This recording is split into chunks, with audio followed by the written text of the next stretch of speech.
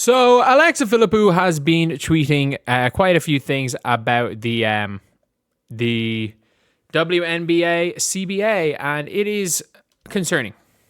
It is concerning. That is the word that I will use to describe all of this, is concerning, because it's looking less and less likely by the day that there's going to be a season. I still think there's going to be one, but it hasn't crossed the threshold of unlikely yet. But as you guys can see right here, the Breanna Stewart has been told a new extension will not be agreed by tomorrow's deadline. Extension. But the expectations for the Players Association, WNBA, to continue to negotiate in good faith. That's mad. In this current scenario, the current CBA would expire. Both sides would enter a status quo period, which the conditions of the current CBA would be maintained, and the league and union would continue negotiating. It would open the door for a work stoppage, though. So, and it says here, for what it's worth, the league has not been considering a lockout. So, the league is not going to lock the players out. The league is not going to lock the players out at all. And if there's a work stoppage, it is going to come down to the players. But it says here, the decision to not extend CBA, league sources believe both sides will get a deal done. And there will be a 2026 season. Too much at stake, games are missed, but we may not see a new CBA for a little while longer. The possibility of a super condensed off-season is real. So my prediction is that I think our mid-March is when my prediction for CBA getting done. Because mid-March gives them a week for everyone to get their shit together. It gives them 2 weeks for the expansion draft. Or it gives them a week for the expansion draft. It gives them 2 weeks for free agency, and then we're into the draft. Again, it gives them... Anything past mid-March does not give them time to get their shit together. But I don't know. Like, the longer this goes on, the less good it is. But at the same time, look, the longer it goes on, the more the players are going to get. So, look, as long as we see... I don't care how long this drags out. I actually don't. As long as the players get as much as they can, and there's going to be a season. Like, it is one of those things where I'm like, you have to have a season. If there's no season, nothing matters. Nobody cares about Unrivaled. And I think the players realistically should know that.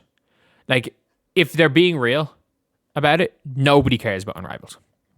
The players don't care. Outside of about 5 players, the players don't care. Paige Bueckers literally said she was going to use Unrivaled to learn how to foul bait. The way the media is talking about it is that, oh, what are you going to try to add to your game in Unrivaled? Even the players don't take it seriously as a league. They don't take Unrivaled seriously as a league. Like that's something that people don't really understand. It's like the players do not take it seriously as a basketball league. They don't take the basketball part of Unrivaled seriously at all. And that is a problem. Like, people don't understand how important it is that the players take the basketball part of it seriously. They don't. Like, they literally... Kelsey Plum just started spamming behind the back passes in her first game. They are using this as a camp. They're using this as a camp. They're using this as a training camp off season. They're getting paid hundreds of thousands of dollars to basically do off season training. Like, is it good that Unrivaled is a league? It allows the players to stay at home so that they can get workouts done. They don't have to go overseas. Yeah, Unrivaled is great. But we have to be real here. It's not basketball. And I think everybody involved knows it's not basketball, knows that Unrivaled is not going to gain, other than maybe Fee and Stewie. And even Stewie seems to be more positive. Other than Fee, it seems. Like, I remember in the Robin Lundberg, he was talking to Alex Basil, and he was like being adamant that it wasn't gimmick. Make sure that, the words gimmick wasn't being used about Unrivaled. It is gimmick ball. It is not a real basketball. Like, genuinely, a team's practice is more competitive than Unrivaled. But at the same time, look, the reality is that if the season doesn't happen, it's done. One thing Stewie wondered, and she was clear note that she was just spitballing, was that if we had a condensed off-season, if players would decide once again to go to 1-year deal route and kind of roll free agency into next year. There is a chance of that. And that makes sense.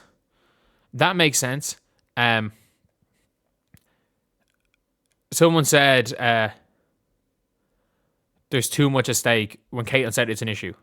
it's Alexa Philippou. No other player said that, but like everyone knows. Everyone knows. Caitlin Clark would say the grass is green, and someone will go, but what about in this specific city?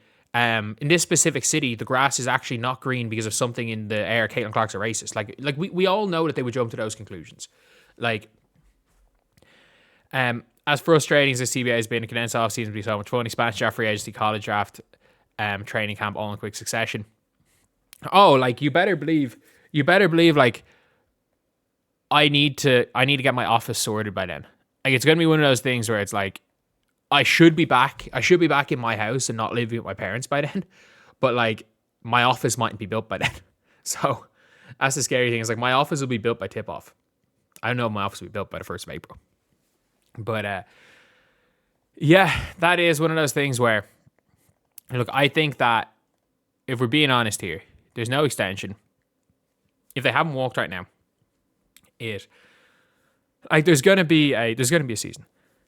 There is going to be a season. I would be shocked. But every day, the percentages slightly increase.